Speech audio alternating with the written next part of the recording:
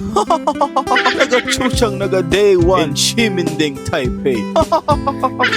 Ito lang naman yung aking day 1 ng aking birthday trip dito sa Shiminding. At sa mga oras na to, ang aking kausap ay isang Taiwanese na gustong magpapromote sa akin ng isang pelikulang Pilipino. Nakakataba lang ng puso na isa lang naman akong isang small content creator dito sa Taiwan. At sobrang dami ko ring nakilalang mga kababayan natin dito. At ang nakakatuwa pa dito, kahit ang marketing staff ng mga EEC, Fastpay, ay kinausap din ako. Papanood nga raw nila yung aking mga vlog. At dahil first time ko nga dito sa may Taipei, Shiminding, ay talaga naman bumuhos yung ulan at yung blessing. Ang napakagandang blessing pa dito na binukang kong hotel sa may Shiminding ay malapit sa mga kainan. And if you are planning to visit Shiminding, Taipei, ay highly recommended hotel na ito. Dahil nga una mong makikita itong massage chair na to na pagkatapos mong gumala ay pwede kang magpahinga doon at magmassage. Medyo pagpasensyahan nyo nga yung aking boses dahil ako'y may sipon talaga ngayon. Grabe nga itong nakita ko, para kang nasa loob lang ng eroplano. At pagbukas ko ng pintuan, siya naman talagang nagulat ako at napakaganda naman talaga at napakasulit ng aking binayad. Dahil sobrang ganda talaga nitong hotel na nabukang ko. Pinaka nagustuhan ko nga dito, itong higaan kung saan naman talagang doble o triple ng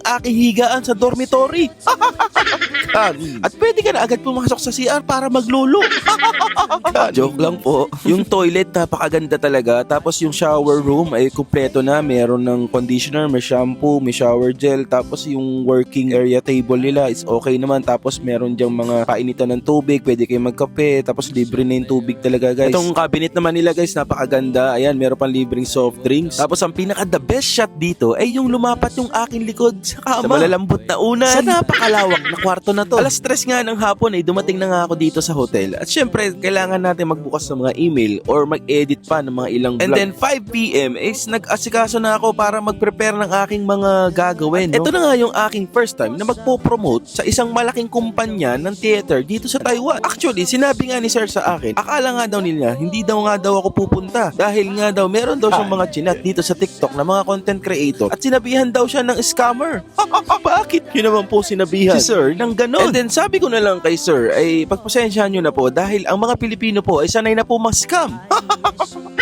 And then 6 PM dumating na ako dito sa may sinihan, dito sa may Shiminding Taipei. At actually sobra talagang daming tao na pumunta dito sa may screening list ng bagong pelikulang Pilipino. At yon, special thanks nga pala kay Ma'am Phoebe at sa View Vision Features, kay sir na nagtiwala sa akin na mag-promote ng isang napakagandang pelikula. At ito actually lahat yung binigay nila sa akin ticket is napakadami. Kaya naman nagtanong-tanong ako kung meron mga Pilipino ba dito sa may Shiminding Taipei. At nakakakilala tayo ng mga Japanese pa nga no. At syempre dahil nga birthday ko nga niyan, dapat talaga mag-share tayo ng blessing. Yun lang naman talaga yung kailangan. Huwag matakot na mag-take ng risk sa mga gantong opportunity. Pero hindi lang naman ito yung reason kung bakit ako nandito sa may Taipei. May mga reason din ako kung bakit ako pumunta dito. Hindi nga lang para mag-promote, is para rin naman makapag-relax ako at para maiba-iba rin naman yung aking surroundings. Yun lamang at maraming salamat. Power, peace, kaninye.